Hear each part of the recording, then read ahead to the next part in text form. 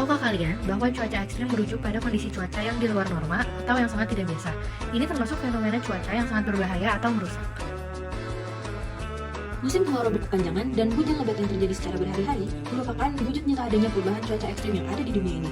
Cuaca yang ekstrim terus menguat dan level suhu permukaan kembali pecah di sejumlah negara sepanjang Agustus 2023.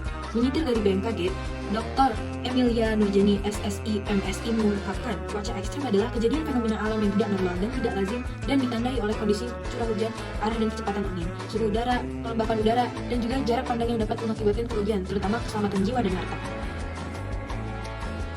Musim kemarau berkepanjangan adalah periode cuaca yang panjang dengan curah hujan yang sangat rendah atau bahkan tidak ada hujan sama sekali. Itu dapat menyebabkan kekeringan yang serius, kekurangan air, dan kerugian besar dalam pertanian. Tanah menjadi kering, sumber air mengering, dan tanaman mati karena kekurangan air. Dalam kasus musim kemarau yang ekstrim, kebakaran hutan dan lahan dapat meletus, mengancam hutan dan menghasilkan asap yang dapat membahayakan kesehatan. Di sisi lain, hujan lebat adalah kejadian cuaca ekstrim di mana curah hujan jauh melampaui rata-rata normal. Hujan lebat ini bisa terjadi dalam waktu singkat dan menyebabkan banjir yang merusak. Air hujan yang berlebihan tidak dapat meresap ke dalam tanah dengan cepat, sehingga mengalir ke sungai dan saluran air, menyebabkan meluapnya air dan banjir ini bisa menghancurkan rumah, merusak infrastruktur, dan menimbulkan ancaman terhadap keselamatan. Emilia menandaskan kembali perubahan iklim yang dialami saat ini diakui atau tidak, karena salah satunya disebabkan oleh perubahan tutupan lahan atau alam berkurangnya lahan terbuka. Diakuinya pula telah banyak solusi yang ditawarkan pemerintah baik berupa regulasi ataupun aksi nyata di masyarakat. Meski begitu, hal itu masih memerlukan dukungan seluruh masyarakat. Tidak hanya masyarakat Indonesia, tetapi juga masyarakat dunia, terutama menyangkut soal mitigasi atau antisipasi dampak yang mungkin terjadi. Beberapa yang bisa dilakukan adalah melakukan pengurangan penggunaan bahan bakar fosil, termasuk bahan bakar fosil untuk sektor transportasi, energi, maupun industri.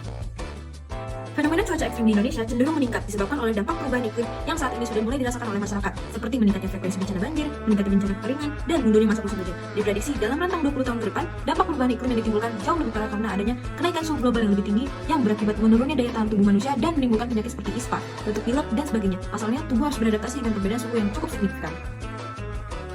Musim kemarau berkepanjangan, hujan lebat yang terjadi secara berhari-hari merupakan wujud nyata adanya perubahan cuaca ekstrim yang ada di dunia ini. Terjadinya cuaca ekstrim merupakan dampak dari adanya pemanasan global atau yang juga dikenal dengan istilah global warming.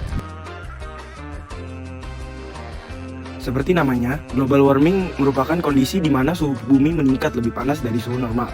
Pemanasan global ini tentu membawa dampak buruk yang relatif merusak lingkungan bahkan kehidupan di bumi secara menyeluruh. Dampak buruk dari adanya pemanasan global tersebut tentu dirasakan hewan, tumbuhan, bahkan manusia. Agar tubuh tidak sakit, kita perlu mengetahui beberapa persiapan untuk menghadapi cuaca ekstrim. Mempersiapkan diri menghadapi cuaca ekstrim memang bukan perkara yang mudah, karena tubuh dituntut untuk mampu beradaptasi dengan perubahan cuaca yang tidak menentu, seperti mempersiapkan perlindungan ekstra dan pantau informasi dari sumber yang terpercaya. Kita pun dapat mencegah perubahan cuaca ekstrim dengan melakukan aktivitas seperti mulai menanam pohon pekarangan, hindari membakar sampah, dan mulai menghemat penggunaan energi listrik di rumah.